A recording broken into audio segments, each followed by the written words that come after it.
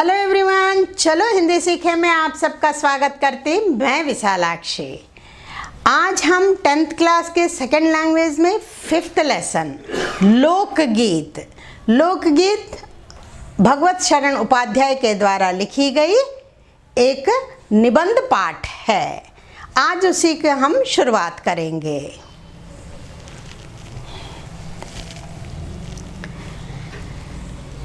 भगवत शरण उपाध्याय हिंदी साहित्य के सुपरिचित रचनाकार हैं।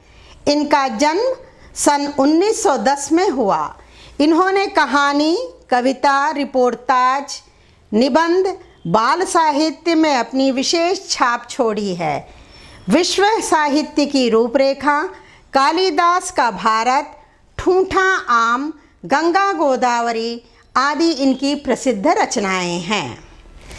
భగవత్ శరణ్ ఉపాధ్యాయ హిందీ సాహిత్యంలో చాలా సుపరిచితమైన రచనాకారులు. ఈయన 1910లో జన్మించారు. ఈయన రాసిన కథలు, కవితలు, రిపోర్టాజు, నిబంధనలు, బాల సాహిత్యాలు ఇవన్నీ చాలా ఫేమస్వి. ఈయన ఫేమస్ రచనాయలు విశ్వ సాహిత్య की रूपरेखा, कालिदास का भारत, ठूठा आम, गंगा गोदावरी। लोकगीत निबंध पाठ है। सुंदर और उचित शब्दों के द्वारा पाठों की प्रस्तुति ही निबंध है। लोकगीत अने पाठం వ్యాస చక్కటైన పదాలని కూర్చి భావాలు మనకి మనసుకి హత్తుకోనేటట్లు భావాలు వచ్చేదే వ్యాసం. భగవత్ శరణ్ ఉపాధ్యాయులు ఈ లోకగీత అనే పాఠాన్ని చాలా చక్కగా వివరించారు. పాఠంలోకి వెళ్ళే ముందర ఒకటి రెండు మనం జానపద గీతాలు అంటే లోకగీతలు విందామా? మన లెసన్లోనే ఉన్నది ఒక లోకగీత్, అది కూడా మనం ఒకసారి విందాం. चलत मुसाफिर मोहलिया रे पिंजड़े वाली मुनिया, चलत मुसाफिर मोहलिया रे पिंजड़े वाली मुनिया, उड़ उड़ बैठी हलवैया दुकनिया, उड़ उड़ बैठी हलवैया दुकनिया, बर्फी के सब रस ले लिया रे पिंजड़े वाली मुनिया, चलत मुसाफिर मोहलिया रे पिंजड़े वाली मुनिया, उड़ उड़ बैठी बजजवा दुकनिया, उड़ उड़ बैठी बजजवा दुकनिया, कपड़ा के सब रस ले लिया रे पिंजड़े वाली मुनिया, कपड़ा के सब रस ले लिया रे पिंजड़े वाली मुनिया, चलत मुसाफिर मोहलिया रे पिंजड़े वाली मुनिया, उड़ उड़ बैठी पनवड़िया दुकनिया, उड़ उड़ बैठी पनवड़िया दुकनिया, पीड़ा के सब रस ले लिया रे पिंजड़े वाली मुनिया, चलत मुसाफिर मोहलिया रे पिंजड़े वाली मुनिया।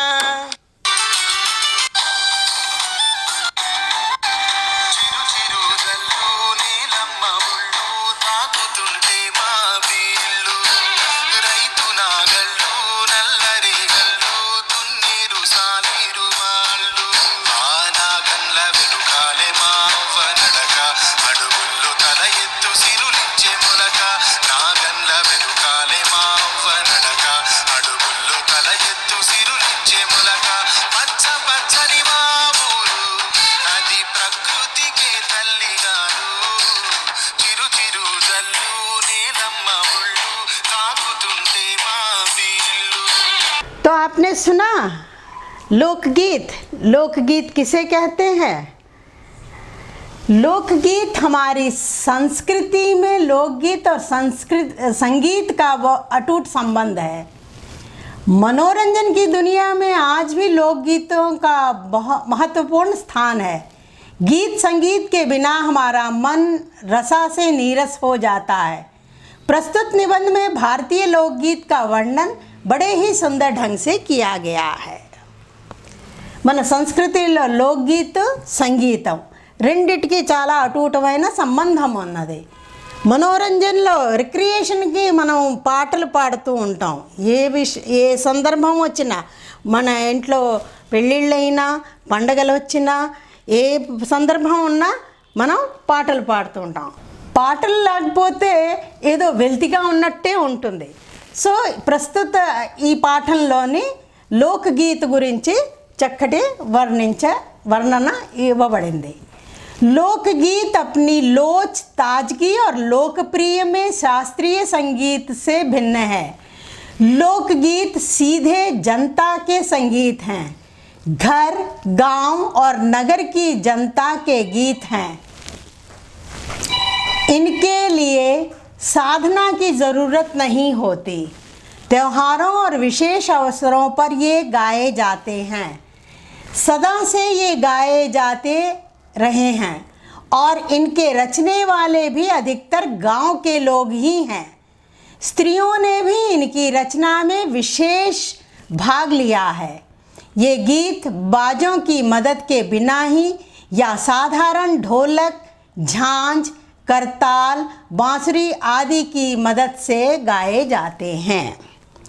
लोकगीत then flexibility, freshness and famous. లోచ్ అంటే ఫ్లెక్సిబుల్, ఎలా అంటే అలా మనం మార్చుకోగలం. తాజ్గీ ఫ్రెష్గా ఉంటుంది, ఏ టాపిక్ వస్తే దాని మీద చక్కటి పాటలు పాడతారు. వీటన్నిటిగా చాలా ఫేమస్గా ఉండటం వలన ఇది శాస్త్రీయ సంగీతానికన్నా భిన్నంగా ఉంటుంది. లోక్గీత్ అంటే జానపదం, జనపదం, జనతాకే సంగీత్ హై. ఇవి ఎక్కువగా ఇంట్లల్లో, పల్లెటూర్లలో, బస్తీల్లో ఈ పాటలు ఎక్కువగా పాడుతూ ఉంటారు. ఇస్కే సాధన అంటే ప్రాక్టీస్, ఎక్కువ మన ప్రాక్టీస్ అవసరం ఉండదు. ఎవరు ఎలా కావాలంటే దాన్ని అలా మలుచుకొని పాడగలరు కాబట్టే దీన్ని లోచ్ అండ్ తాజ్గీ అన్నాడు. त्योहारों और विशेष अवसरों पर ये गाए जाते हैं. ఏమైనా ఫంక్షన్స్ వచ్చినా లేకపోతే పండగలు వచ్చినప్పుడు ఇవి ఎక్కువగా మనం ఇళ్లలో పాడుతూ ఉంటాం. सदा से ये गाए जाते रहे हैं और रचने वाले अधिकतर गांव के लोग हैं. దీన్ని రచించిన వాళ్ళు ఎక్కువగా మన పల్లెవాళ్ళు, పల్లెటూరులోనే దీన్ని ఎక్కువగా రచించబడింది. స్త్రీయా కూడా, ఆడవాళ్ళు కూడా బోళ్ళని పాటలు రాశారు. ఈ పాటల్ని మనం లోక్గీత్ని ఏ వాద్యం లేకుండా అయినా పాడొచ్చు, లేకపోతే సాధారణమైన ఢోలకు, కర్తాలు, బాంసురి ఇలాంటి చిన్న చిన్న ఇన్స్ట్రుమెంట్స్తో కూడా మనం దీన్ని పాడగలం. एक समय था जब शास्त्रीय संगीत के सामने इनको हेय समझा जाता था. हेय समझना అంటే దీన్ని చిన్నబుచ్చేవారు అనమాట. శాస్త్రీయ సంగీతం అంటే గొప్ప, లోకగీత్ అంటే అంత దాన్ని ఎక్కువగా దాన్ని రెస్పెక్ట్ ఇచ్చేవారు కాదు. కానీ అభి హాల్ తక్ ఇస్కి బడి ఉపేక్ష కీ జాతీ థీ. ఇప్పుడు దాకా కూడా కొన్నేళ్ల క్రితం దాకా కూడా దాన్ని చాలా ఉపేక్షించారు. पर इधर साधारण जनता की ओर से लोगों की नज़र फिरी और तो साहित्य और कला के क्षेत्र में भी परिवर्तन हुआ है. ఇప్పుడు సాధారణ జనతల్లో కూడా మార్పులు వచ్చాయి, వాళ్ళల్లో కూడా మార్పు వచ్చి వాళ్ళు కూడా ఈ సాహిత్యంలోని, ఈ కళాక్షేత్రంలో కూడా చాలా చేంజెస్ వచ్చాయి. దీనివలన అందరూ కూడా అన్ని రకాల భాషల్లోని లోక సాహిత్యాన్ని, లోక్ గీతాలని కలెక్ట్ చేయటం మొదలుపెట్టారు. వాళ్ళు దాన్ని కలెక్ట్ చేయటమే చేసి దాన్ని ప్రచురించటం మొదలుపెట్టారు. अनेक लोगों ने विविध बोलियों के लोक साहित्य और लोक गीतों के संग्रह पर कमर बांधी है. नडु बिगिंचटम, कमर बांधना అంటే నడుము బిగించారు. और इस प्रकार के अनेक संग्रह अब तक प्रकाशित हो गए हैं. लोक गीतों के कई प्रकार हैं. ఎన్నో రకాల లోక్ గీతాలు ఉంటాయి. इनका एक प्रकार तो बड़ा ही ఓజస్వి और సజీవ है చాలా ఉల్లాసమైనవి సజీవంగా ఉంటాయి ఒక రకంవి यह इस देश के आदिवासियों का संगीत है ఆదివాసులు పాడే సంగీతమే చాలా ఉల్లాసంగా ఉత్సాహంగా సజీవంగా కనపడుతూ ఉంటాయి అవి మధ్యప్రదేశ్ దక్కన్ ఛోటా నాగ్పూర్ ఆ ఊర్లలోని దీన్ని గోడ్ఖాండ్ భీల్ సంథాల్ ఈ ఆదివాసుల పేర్లు అన్నమాట గోడ్ఖాండ్ భీల్ संथाल आदि फैले हुए हैं इनके गीत और नाच अधिकतर साथ साथ और बड़े दलों में गाए और नाचे जाते हैं వాళ్ళు ఆదివాసులు దీన్ని అందరూ కలిసి కానీ ఒక పెద్ద గ్రూపులో కానీ దాన్ని పాడతారు దాంతోపాటు డాన్స్ చేస్తారు नाचते हैं 20-20 30-30 आदमियों और औरतों के दल एक साथ या एक दूसरे के जवाब में गाते हैं అంటే 20-30 మనుషులు ఆడవాళ్ళు మగవాళ్ళు కలిసి పాడతారు లేకపోతే సవాలు జవాబు ప్రశ్న జవాబుల్లాగా ఒక సైడ్ ఒకళ్ళు అలా ఉండి కూడా దాన్ని పాడుతూ ఉంటారు దిశాయే గూంజ్ ఉఠ్తీ హై నాలుగు వైపుల నుంచి ఆ సౌండ్ వినిపిస్తూ ఉంటుంది पहाड़ियों के अपने अपने गीत हैं उनके अपने अपने भिन्न रूप होते हुए भी अशास्त्रीय होने के कारण उनमें अपनी एक समान भूमि है पहाड़ కొండ ప్రాంతాల్లోవి కూడా వాటి వాళ్ళ పాటలు ఉంటాయి అవి అన్నీ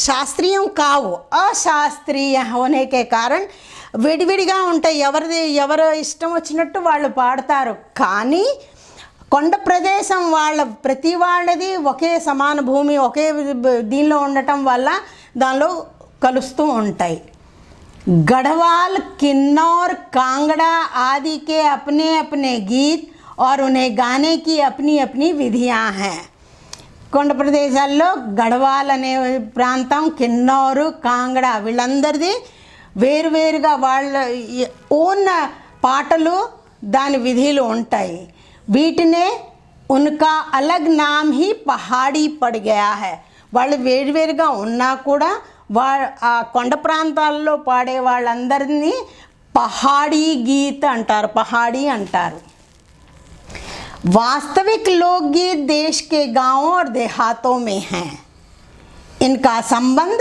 देहात की जनता से है వాస్తవికంగా మన జానపద గీతాలు ఎక్కడ కనిపిస్తూ ఉంటాయి పల్లె ప్రాంతాల్లోని పల్లెటూర్లలో మనకు కనిపిస్తూ ఉంటుంది నిజంగా చెప్పాలి అంటే ఇవి పల్లె పదాలే బड़ी जान होती है इसमें చాలా ప్రాణం ఉన్నట్టుగా అనిపిస్తుంది इस चेता कजरी बारहमासा सावन आदि मिर्ज़ापुर बनारस और उत्तर प्रदेश के पूर्वी और बिहार के पश्चिमी ज़िलों में गाए जाते हैं मिर्ज़ापुर बनारस उत्तर प्रदेश पूर्वी और बिहार का पश्चिमी ज़िला लो पाड़े पाटलनी चेता कजरी बारहमासा सावन అని పిలుస్తారు बाउल और भतियाली बंगाल के लोकगीत हैं बंगाల్లో लोकगीतని ఏంటంటాం बाउल भतियाली पंजाब में महिया आदि इसी प्रकार के हैं పంజాబ్లో పాడే లోకగీత్ని महिया అంటారు हीर रांझा सोहनी महिवाल संबंधी गीत पंजाबी में ढोला मारू आदि के गीत राजस्थानी में बड़े चाव से गाए जाते हैं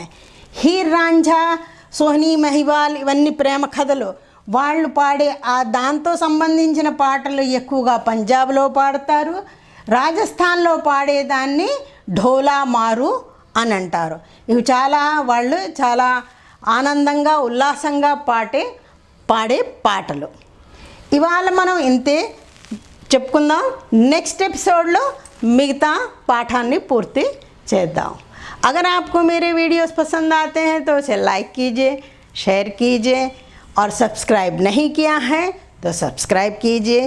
పాఠంతో సంబంధించినవి ఏవైనా డౌట్స్ ఉంటే కామెంట్ బాక్స్లో రాయండి. ధన్యవాద్.